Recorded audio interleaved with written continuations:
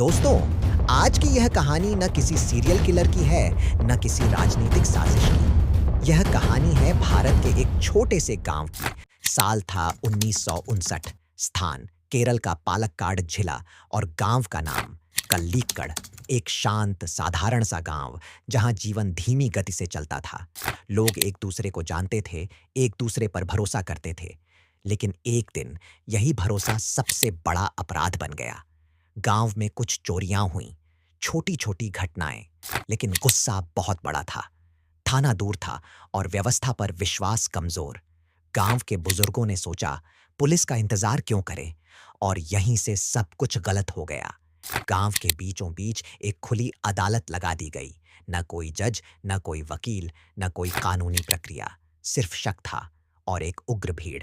कुछ लोगों पर उंगली उठाई गई। कह दिया गया, यही चोर हैं। न कोई सबूत, न कोई जांच, बस शोर उठा और वही शोर सबूत बन गया। उन लोगों को सबके सामने खड़ा किया गया। सवाल पूछे गए, लेकिन सच जानने के लिए नहीं, बल्कि तोड़ने के लिए। भीड़ ने खुद ही फैसला सुना दिया और सजा भी। यह सजा सिर्फ शरीर की नहीं थी, यह आत्मा को कुचल देने वाली सजा थी। कुछ समय बाद जब पुलिस ने जांच की तो सच्चाई सामने आई। जिन लोगों को दोषी माना गया था वे निर्दोष थे।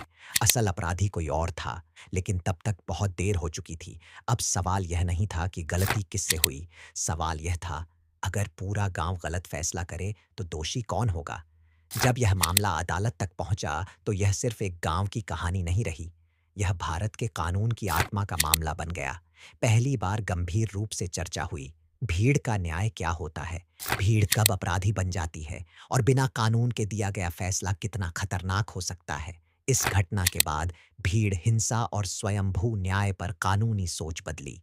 दोस्तों, आज भी जब हम सुनते हैं लोगों ने मार दिया, भीड़ ने फैसला कर लिया, तो समझ लीजिए यह सोच 1959 से आज तक जिंदा है। कानून भले ही धीमा हो, लेकिन भीड़ का गुस्सा हमेशा अंधा होता है। और जब भीड़ न्यायाधीश बन जाए तो इंसाफ नहीं, सिर्फ तबाही होती है।